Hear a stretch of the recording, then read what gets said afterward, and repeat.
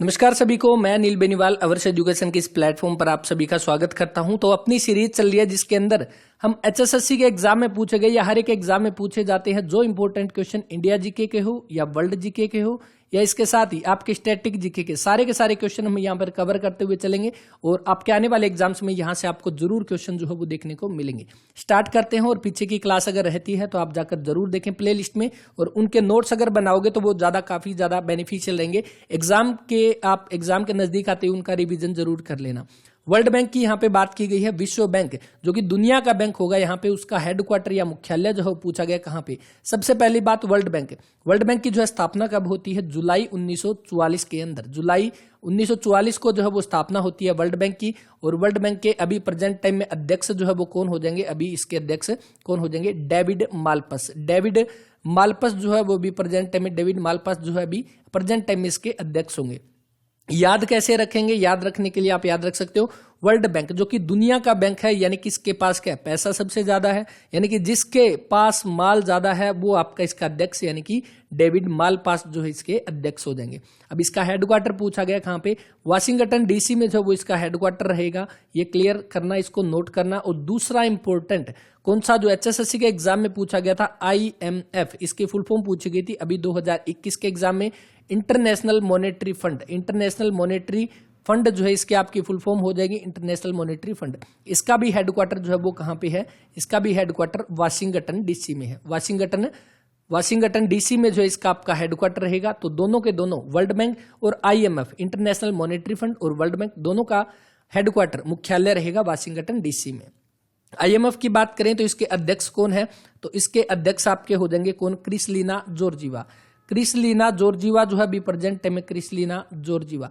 अब देखो एचएसएससी के अगर 2021 के एग्जाम की बात करें तो इन्होंने यहाँ पे आपके क्वेश्चन जरूर पूछे हैं। जितनी भी आपकी ऑर्गेनाइजेशन है, जितनी भी आपकी इंटरनेशनल ये ऑर्गेनाइजेशन, इंटरनेशनल संस्था जो है, उनसे जरूर क्वेश्चन पूछे गए हैं।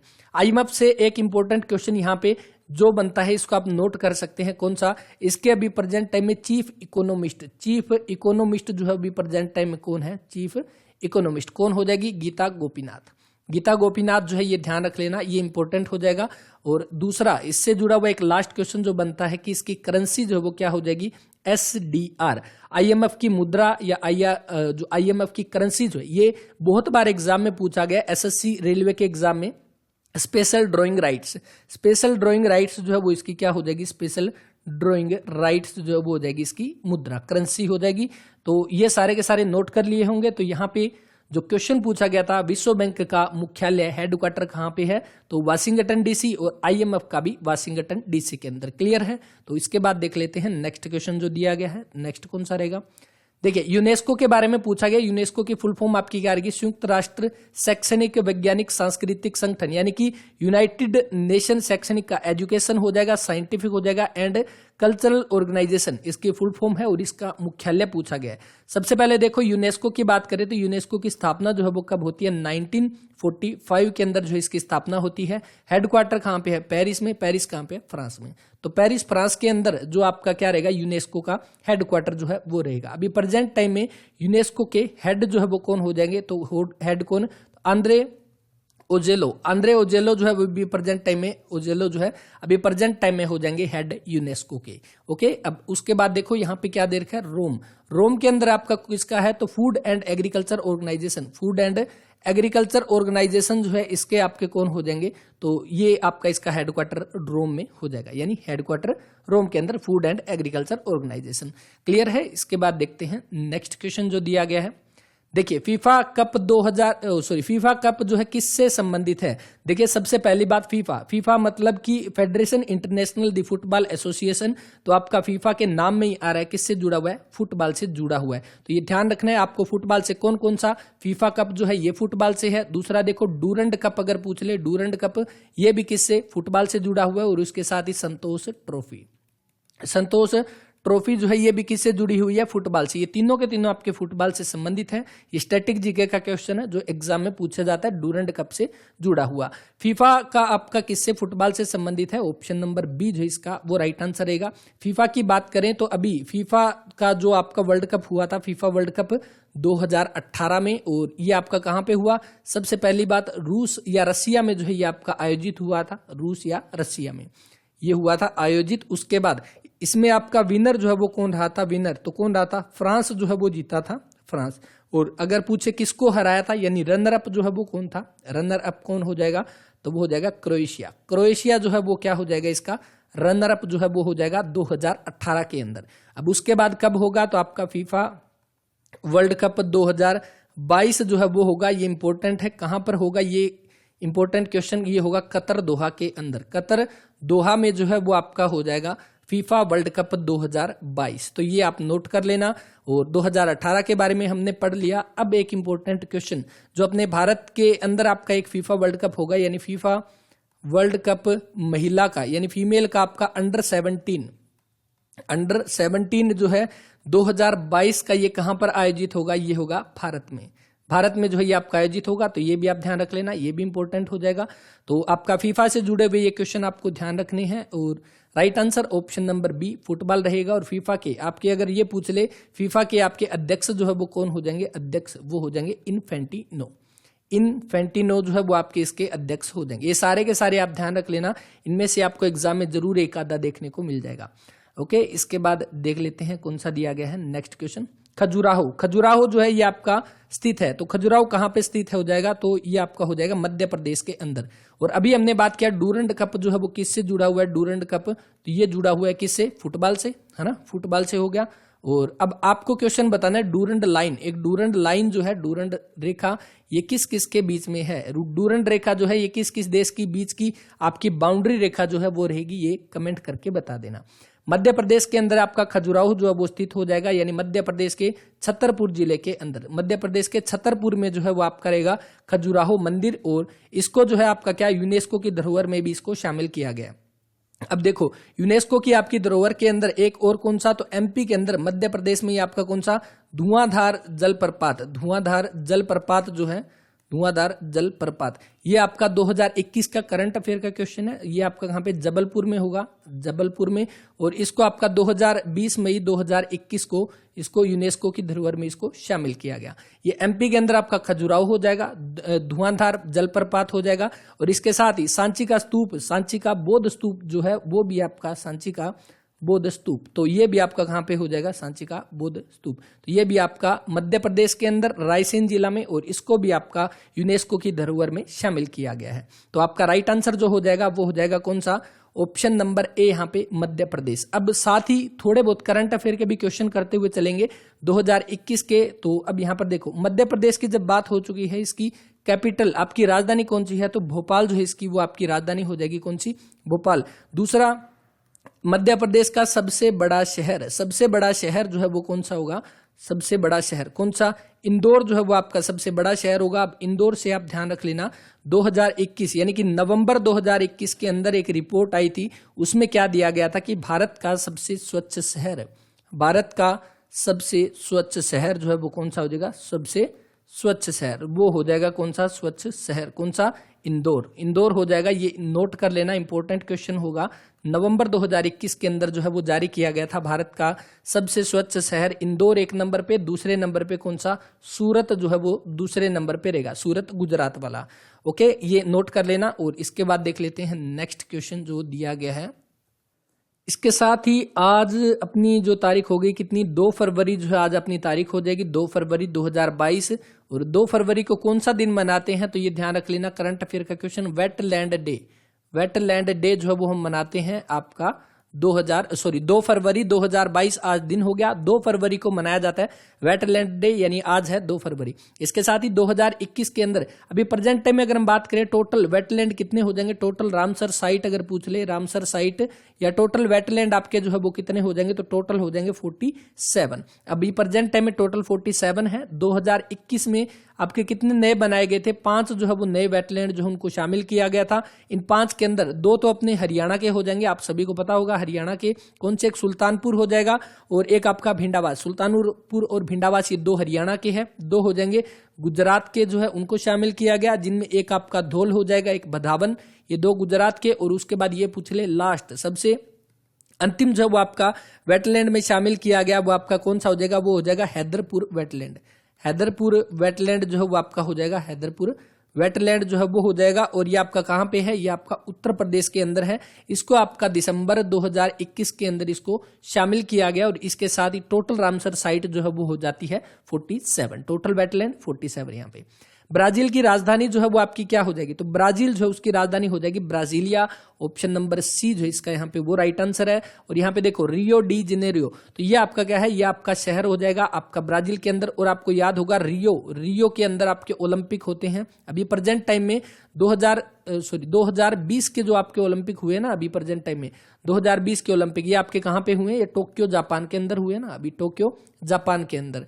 और इससे पहले वाले कब थे, तो इससे पहले वाले 2016 के थे। जो रियो ओलंपिक जो हम कहते हैं, जो रियो ओलंपिक ये 2016 के थे। और इसी में किसने, साक्षी मलिक जो है उन्होंने साक्षी मलिक ने 58 किलोग्राम भार वर्ग में कौन सा ब्रोंज पदक जो है वो जीता था, ब्रोंज पदक जो है वो जीता था आपके 58 किलोग्राम भार वर्ग में।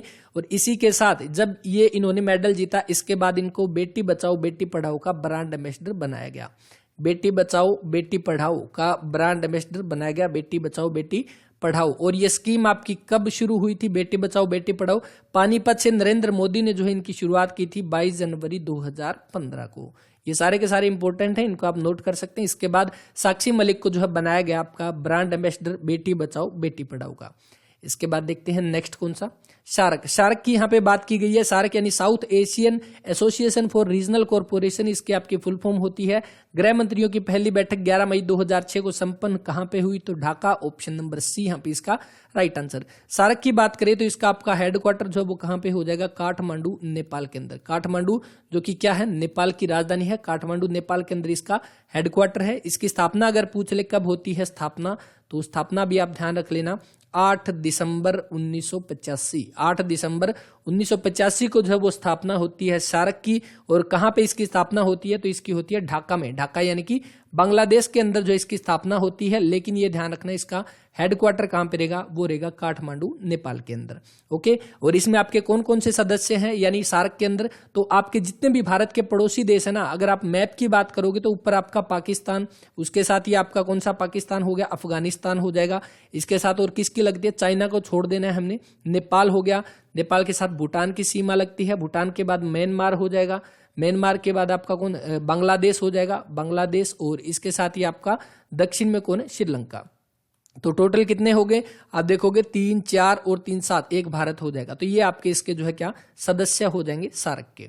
इसके बाद नेक्स्ट देखिए, नेक्स्ट दिया गया क्या भूलूं क्या याद करूं, ये आत्मकथा के लेखक कौन है, तो ये लेखक कौन हो जाएंगे, हरिवंश राय बच्चन जो है, जो आपका ऑप्शन नंबर डी जो इसका वो राइट आंसर रहेगा। अमिताभ बच्चन जो है आपके, उनके पिता का नाम है हरिवंश राय बच्चन और इन्हीं की आत्मकथा जो क्या भूलूं क्या याद करूं जो है इनकी रचना हो जाएगी। तो ये आपका ऑप्शन नंबर डी जो है इसका वो राइट आंसर। महादेवी वर्मा की अगर हम बात करें, महादेवी वर्मा, इनको 1982 के अंदर ज्ञानपीठ पुरस्कार दिया जाता है इनकी रचना यामा के लिए। और हिंदी साहित्य में जो है इनको ज्ञानपीठ पुरस्कार दिया गया। अब अगर पीछे की क्लास आपने देखी होगी तो आपने याद भी कर लिया होगा, हमने कई बार डिस्कस कर लिया किसके बारे में, ज्ञानपीठ पुरस्कार। तो कमेंट करके बताना ज्ञानपीठ पुरस्कार जो है ये किस भाषा में दिया जाता है, यानी टोटल कितनी भाषाओं के अंदर ज्ञानपीठ पुरस्कार जो है वो दिया जाता है। 1982 में महादेवी वर्मा को दिया गया था यामा के लिए, यानी कि हिंदी साहित्य के लिए जो है इनको दिया गया था। और इसके साथ ही लेटेस्ट का आप ध्यान रख लेना, 57वां जो दिया गया था, 57वां ज्ञानपीठ पुरस्कार, ये करंट का क्वेश्चन है। 57वां ज्ञानपीठ पुरस्कार जो कि आपका किसको दिया गया, 2022 का ये दिया गया दामोदर मोजो। दामोदर मोजो जो है इनको दिया गया आपका, दामोदर मोजो 2022 का 57वां ज्ञानपीठ पुरस्कार दिया गया Damodar mojo. Important current affair का क्वेश्चन जो है वो रहेगा। और यहाँ पे पूछा गया क्या भूलूं क्या याद करूं, इसके हरिवंश राय बच्चन इनकी आत्मकथा जो है वो हो जाएगी। ओके, क्लियर है। इसके अलावा देखो आपकी कौन सी, दिनकर, रामधारी सिंह दिनकर जो है इनको उर्वशी के लिए 1972 में जो इनको ज्ञानपीठ पुरस्कार दिया गया। और इससे 10 साल के बाद दोबारा से हिंदी में 82 के अंदर आपको महादेवी वर्मा जो है इनको दिया गया था। इसके बाद देखते हैं नेक्स्ट क्वेश्चन जो दिया गया, सिद्दी बशीर मस्जिद की झूलती मीनारें ये कहाँ पर हो जाएगी? तो सिद्दी बशीर मस्जिद की झूलती मीनारें अहमदाबाद, ऑप्शन नंबर डी जो इसका वो राइट आंसर है। अहमदाबाद क्या है? तो सबसे पहले देखो है कहाँ पे, तो ये गुजरात के अंदर है। 1970 तक जो है अहमदाबाद राजधानी हुआ करता था गुजरात की, लेकिन उसके बाद गुजरात की राजधानी अभी प्रेजेंट टाइम में कौन है? गांधीनगर जो है अभी प्रेजेंट टाइम में क्या हो जाएगी? गुजरात की राजधानी जो है वो हो जाएगी। अहमदाबाद किसके लिए फेमस है? यानी कि अगर ये पूछ ले भारत का मैनचेस्टर, भारत का मैनचेस्टर जो है किसको बोला जाता है? मैनचेस्टर। तो ये बोला जाता है किसको? अहमदाबाद को। आपके तीन टाइप के मैनचेस्टर से क्वेश्चन बनते हैं, एक तो भारत का मैनचेस्टर, दूसरा एक तो उत्तर भारत का मैनचेस्टर, उत्तर भारत का मैनचेस्टर, और एक आपका दक्षिण भारत का। तो ये तीनों के तीनों ध्यान रख लेना। उत्तर भारत का अगर आपसे पूछ ले कौन सा? कानपुर जो है वो हो जाएगा कानपुर, जो कि कहाँ पे? उत्तर प्रदेश के अंदर पड़ता है कानपुर। और दूसरा एक अगर आपसे पूछ ले दक्षिण भारत का मैनचेस्टर कौन सा? तो दक्षिण भारत का मैनचेस्टर, तो ये कौन सा हो जाएगा? तो ये हो जाएगा आपका कोयम्बटूर। कोयम्बटूर जो है वो हो जाएगा दक्षिण भारत का मैनचेस्टर, जो कि कहाँ पे? तमिलनाडु के अंदर हो जाएगा।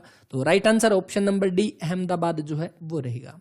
इसके बाद नेक्स्ट देखिए, पंजाब केसरी की उपाधि जो है वो किसको दी गई? तो पंजाब केसरी के उपाधि दी गई किसको? लाला लाजपत राय, जो कि कौन थे? एक स्वतंत्रता सेनानी थे। और इनकी कर्म भूमि से आप सभी को पता होगा, जितने भी एचएसएससी के एग्जाम आते हैं उसमें पूछा जाता है, कर्म भूमि हिसार जो है वो इनकी कर्म भूमि हो जाएगी। ये आपके किसके? तो आपके गर्म दल के नेता थे, गर्म दल के नेता जो कि लाल बाल पाल थे, गर्म दल के नेता थे लाला लाजपत राय, बाल गंगाधर तिलक और विपिन चंद्रपाल। ये तीन गर्म दल के नेता थे, लाल बाल पाल के नाम से इनको जाना जाता है।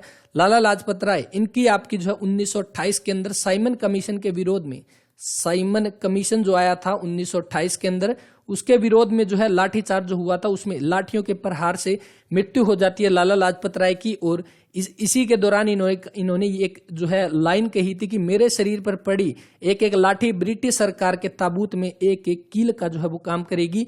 और जो काम किया बिल्कुल। और उसके बाद जो है आपका क्या हुआ? जो 1947 में भारत आजाद हुआ था। 1928 में साइमन कमीशन के विरोध में जो है लाठीचार्ज में क्या है? मृत्यु हो जाती है लाला लाजपत राय की। और आपका ऑप्शन नंबर बी जो है इसका वो राइट आंसर है। अब देखो आपका क्या हो जाएगा? ये तो हो गया पंजाब केसरी। हरियाणा केसरी किसको बोलते हैं बताना जरा? हरियाणा केसरी, हरियाणा केसरी किसको बोला जाता है? तो वो बोला जाता है पंडित नेकीराम, पंडित नेकीराम जो इनको बोला जाता है हरियाणा केसरी के नाम से। और इनकी आपकी एक जो आप कह सकते हैं, इनकी एक पत्रिका जो है वो आपकी इन्होंने जारी की थी 1930 के अंदर। संदेश एक साप्ताहिक पत्रिका जो है वो प्रकाशित की थी। हरियाणा केसरी के नाम से जाने जाते पंडित नेकीराम 1930 के अंदर संदेश पत्रिका जो है इसका संपादन किया था। Option number B Lala Lajpat Rai इसका राइट आंसर। अब देखो भगत सिंह जो यहाँ पे दे रखा है, भगत सिंह, सुखदेव और राजगुरु, इन तीनों को फांसी दी गई थी।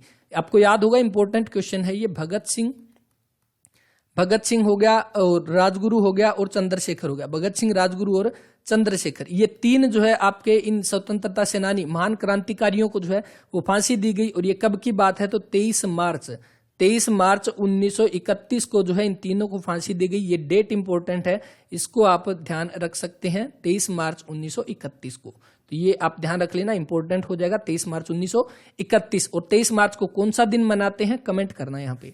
और बचे कौन यहाँ पे? चंद्रशेखर आजाद। इन्होंने क्या है, अगर इनसे पूछ ले तो इन्होंने जो है खुद एक गोली, यानी कि ये जब अंग्रेजों के चंगुल में फंस गए थे, इसके बाद इन्होंने अंग्रेजों के हाथों से मरने से बेटर ये समझा कि खुद अपने आप को गोली मारी थी। चंद्रशेखर आजाद, जो कि 27 फरवरी 1931 को, 27 फरवरी 1931 को चंद्रशेखर आजाद जो है उन्होंने गोली मारकर आत्महत्या जो है वो कर ली थी। नेक्स्ट देखो, गुजरात का कौन सा शहर सर्वोच्च आबादी वाला है? तो कौन सा शहर हो जाएगा? तो सबसे ज्यादा कहां पे? अहमदाबाद जो है ऑप्शन नंबर डी इसका राइट आंसर रहेगा, अहमदाबाद। अब देखो सूरत के बारे में हमने अभी अभी बात किया था ना, जो कौन सा नवंबर 2021 के अंदर एक रिपोर्ट आई भारत के सबसे स्वच्छ शहर की जो रैंकिंग आई थी स्वच्छ शहर, उसमें पहले नंबर पे कौन था? पहले नंबर पे इंदौर जो है वो था, इंदौर। और दूसरे नंबर पे कौन? दूसरे नंबर पे सूरत। तो ये भी ध्यान रख लेना। भारत के राष्ट्रपति द्वारा राज्यसभा के लिए कितने सदस्य जो है वो आपके नियुक्त किए जाते हैं? तो भारत के राष्ट्रपति, जो कि आर्टिकल कौन सा है राष्ट्रपति का? आर्टिकल जो है वो हो जाएगा 52। और किस प्रक्रिया के द्वारा इनको हटाया जाता है? महाभियोग। ये एग्जाम में क्वेश्चन पूछा गया था, राष्ट्रपति को किस प्रक्रिया के द्वारा हटाया जाता है? महाभियोग या इम्पीचमेंट। इम्पीचमेंट जो है आपकी प्रक्रिया, इसके द्वारा ये आपकी प्रक्रिया हो जाएगी राष्ट्रपति को उनके पद से हटाने के लिए। और ये कुल कितने 12 सदस्यों का जो है ये चयन करते हैं, 12 सदस्यों को नियुक्त करते हैं भारत के राष्ट्रपति राज्यसभा में। तो ऑप्शन नंबर बी जो इसका वो राइट आंसर है। अब देखो सबसे पहले राष्ट्रपति कौन थे, आप सभी को पता होगा राष्ट्रपति कौन हो जाएंगे, डॉक्टर राजेंद्र प्रसाद। डॉक्टर राजेंद्र प्रसाद जो है आपके पहले राष्ट्रपति हो जाएंगे और ये लगातार 2 बार भी रहे थे, लगातार 2 बार रहने वाले एकमात्र राष्ट्रपति आपके डॉक्टर राजेंद्र प्रसाद। इसके बाद अगर पूछ ले कि पहली महिला राष्ट्रपति कौन हो जाएगी, तो पहली महिला राष्ट्रपति कौन हो जाएगी, तो वो 12वें नंबर की जो बनी थी, कौन थी, प्रतिभा पाटिल। प्रतिभा पाटिल जो है ये 12वें नंबर की महिला जो कि आपकी पहली महिला राष्ट्रपति जो है बनी थी 12वें नंबर की। इसके बाद 13वें नंबर पे कौन आए थे, प्रणब मुखर्जी आए थे, प्रणब मुखर्जी 13वें नंबर के। और इसके बाद 14वें नंबर के अभी प्रेजेंट टाइम है कौन, रामनाथ कोविंद। रामनाथ कोविंद जो है अभी प्रेजेंट टाइम में रामनाथ कोविंद हो जाएंगे प्रेजेंट टाइम में आपके 14वें नंबर के जो है वो राष्ट्रपति। ओके, क्लियर है, आपने नोट भी किया होगा और नोट कर लेना, सारे के सारे इंपॉर्टेंट जो है वो रहेंगे। इसके बाद नेक्स्ट, सिंधु घाटी सभ्यता के लोगों को निम्न में से किस धातु की जानकारी नहीं थी। सिंधु घाटी सभ्यता की बात करें तो टाइम पीरियड अगर पूछ ले कौन सा हो जाएगा, तो सबसे पहली बात किससे पता लगाया जाता है, कार्बन 14 से पता लगाया जाता है कि ये कितने साल पुराने हैं। तो कार्बन 14 का यूज करके ये पता लगाया 2400 बीसी से लेकर 1700 बीसी, या आप कह सकते हैं 2450, कई जगह 2450 बीसी से लेकर 1750 बीसी तक जो है ये आपका सिंधु घाटी सभ्यता जो है इसका आपका पुराना यानी टाइम हो जाएगा। और किसकी जानकारी नहीं थी, लोहे के बारे में इनको जो है वो जानकारी नहीं थी। ऑप्शन नंबर ए जो इसका वो राइट आंसर रहेगा। और अपने हरियाणा की बात करें तो सबसे बड़ा सिंधु घाटी सभ्यता का टीला कौन सा, राखी गढ़ी। राखी गढ़ी कहाँ पे पड़ता है, कमेंट करके बता देना, सबसे बड़ा आपका स्थल हो जाएगा राखी गढ़ी। इसके बाद देखिए बुद्ध ने, महात्मा बुद्ध की यहाँ पे बात की जा रही है, जिनको क्या बोला जाता है, महात्मा बुद्ध को light of Asia, light of Asia के नाम से इनको जाना जाता है। ये हम कह सकते हैं एशिया का ज्योतिपुंज, एशिया का ज्योतिपुंज जो है इनको बोला जाता है, और ज्योतिपुंज। और इसके साथ ही ये ध्यान रखना, इन्होंने पहला अपना उपदेश जो है वो कहाँ पे दिया था, तो पहला इन्होंने दिया था सारनाथ में। ऑप्शन नंबर डी जो इसका वो राइट आंसर।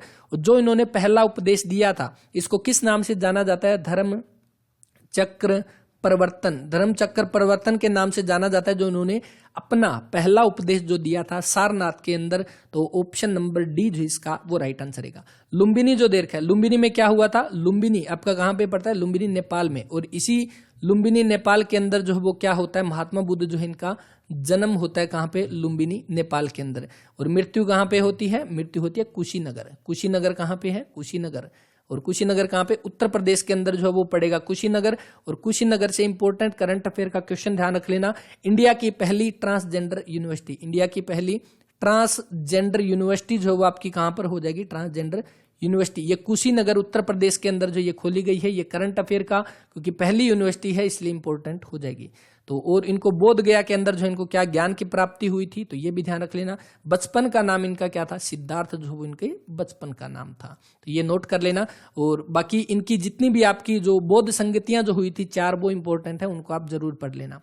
सतपुड़ा विंध्याचल पर्वत के बीच में कौन सी नदी जो है वो बहती है, तो कौन सी हो जाएगी, वो हो जाएगी आपका ऑप्शन नंबर ए, नर्मदा जो है वो रहेगी। नर्मदा नदी जो है वो आपकी सतपुड़ा और विंध्याचल पर्वत के बीच से बहती है।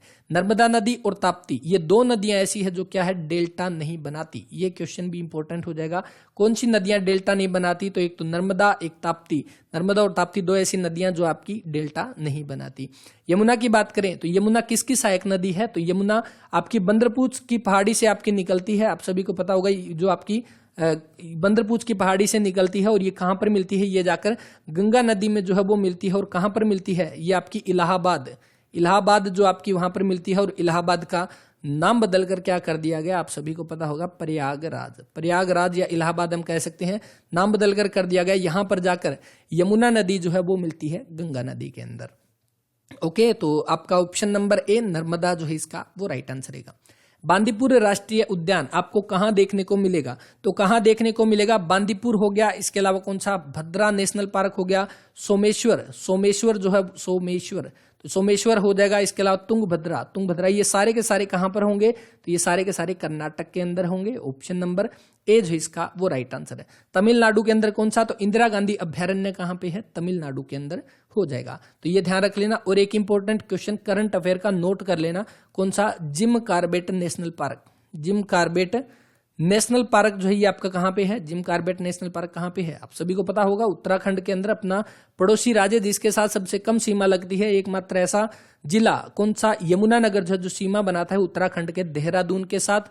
तो इसी उत्तराखंड में आपका जिम कॉर्बेट नेशनल पार्क है और इसी का नया नाम जो है वो क्या कर दिया है? नाम बदल दिया गया है इसका, क्या? तो वो कर दिया गया है Ramganga national park. Ramganga national park जो है वो कर दिया गया है अभी इसका नाम प्रेजेंट टाइम में रामगंगा नेशनल पार्क, क्योंकि रामगंगा नदी जो है वो बहती है आपकी जिम कॉर्बेट नेशनल पार्क से और इसका नया नाम रामगंगा नेशनल पार्क। ये इंपॉर्टेंट होगा, इसको आप ध्यान रख लेना। करंट अफेयर 2021 का क्वेश्चन जो है वो रहेगा।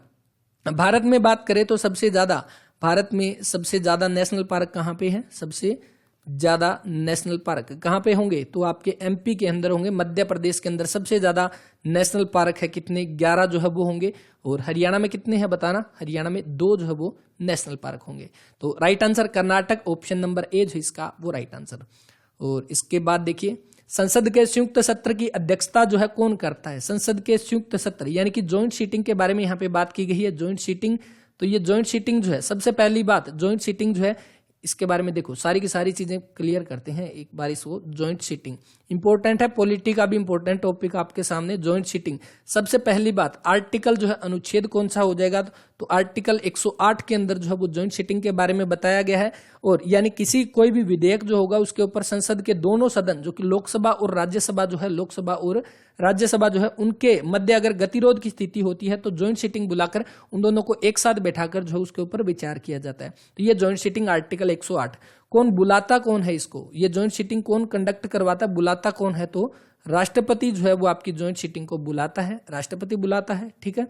और इसके अलावा ये पूछा गया इसकी अध्यक्षता जो है वो कौन करता है? अध्यक्ष कौन करेगा? तो लोकसभा का जो अध्यक्ष है, लोकसभा अध्यक्ष अभी प्रेजेंट टाइम में कौन है? ओम बिरला है ना। अभी ओम बिरला अभी प्रेजेंट टाइम में ओम बिरला है जो आपके लोकसभा के अध्यक्ष जो है वो इसकी अध्यक्षता करते हैं। जो क्वेश्चन के अंदर पूछा गया संयुक्त सत्र की अध्यक्षता कौन करता है? अध्यक्ष, लोकसभा का अध्यक्ष जो है वो करता है। ऑप्शन नंबर ए जो इसका वो राइट आंसर रहेगा। और इसके साथ ही अगर लोकसभा का अध्यक्ष वहां पे है नहीं, यानी प्रेजेंट नहीं है, तो कौन? लोकसभा का उपाध्यक्ष जो है वो करेगा। अगर उपाध्यक्ष भी नहीं है तो कौन? राज्यसभा का उपसभापति करेगा, राज्यसभा का उपसभापति। अगर उपसभापति भी नहीं है तो सारे के सारे लोगों से एक मतलब कंसर्न किया जाता है और उनकी सबकी रजामंदी के साथ एक पर्सन को जो है वहां पे अध्यक्ष बना दिया जाता है। तो ये ध्यान रख लेना, अध्यक्ष कौन है? लोकसभा का अध्यक्ष होता है। तो ओम बिरला, और राइट आंसर जो रहेगा ऑप्शन नंबर ए, अध्यक्ष जो है वो रहेगा।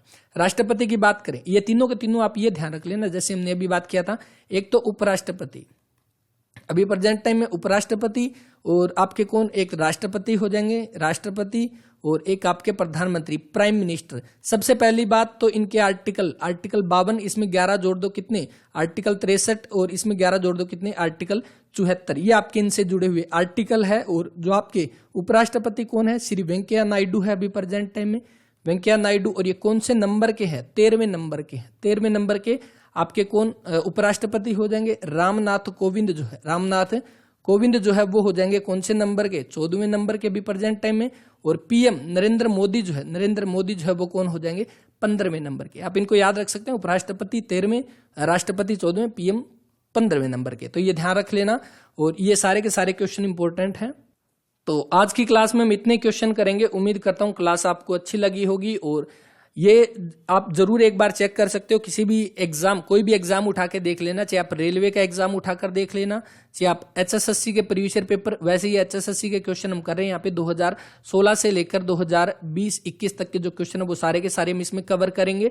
और जैसे आप देख सकते हैं टोटल 950 पेज है इसके अंदर, और 950 पेज के अंदर जैसे ही हम क्वेश्चन कवर करेंगे आपकी लगभग 70-80% जीके के जो इंपॉर्टेंट क्वेश्चन है वो हम इसमें कवर कर लेंगे। पीछे की क्लास के आप नोट्स जरूर बना लेना। और साथ ही एचएसएससी के जो कि 2021 के अंदर लगभग 100+ पेपर हो चुके हैं, उनसे आप प्रैक्टिस जरूर करें, क्योंकि आपका सीईटी का एग्जाम जो है वो बहुत जल्दी यहाँ पे कंडक्ट हो सकता है। पॉसिबिलिटी है मई तक जो है आपका, यानी मार्च, ये फरवरी चल रहा है, मार्च के एंड तक आपको सीईटी के एग्जाम डेट से जुड़े हुई अच्छी न्यूज जो है वो आपको मिलने वाली है। तो बस इस वीडियो में इतना ही, और मिलते हैं नेक्स्ट वीडियो में। पीडीएफ आप टेलीग्राम चैनल से ले सकते हैं, लिंक डिस्क्रिप्शन में है, या जाकर आप अवर्स एजुकेशन जो है वो आप सर्च कर सकते हैं, OURS अवर्स एजुकेशन। के नाम से जाइए और वहां पर आप सर्च कर सकते हैं। और बाकी पीछे की क्लास सारी प्लेलिस्ट में है, ये भी क्लास आपको प्लेलिस्ट में मिलेगी सीक्वेंस में सारी। अपने नोट्स तैयार कर लें और एग्जाम के टाइम में आपको सारे के सारे नोट्स जो है वो काम आने वाले हैं। तो इस वीडियो में इतना ही, मिलते हैं नेक्स्ट वीडियो में। तब तक के लिए अपना ख्याल रखें, पढ़ते रहें। जय हिंद, जय भारत, जय हरियाणा। और क्लास के बारे में अपना रिव्यू जरूर दें। आपके कमेंट जो होते हैं ना, उनसे इतना अच्छा फील होता है ताकि नेक्स्ट क्लास और अच्छे तरीके से वो तैयार की जाती है। तो बस आपके कमेंट है, उसको करने में आपको कुछ नहीं जाता। अगर अच्छी ना लगे तो आप कमेंट करके ये बताएं कि हाँ ये चीजें सही नहीं है, ताकि उसको हम और इम्प्रूव कर सके। तो मिलते हैं नेक्स्ट वीडियो में, तब तक के लिए धन्यवाद।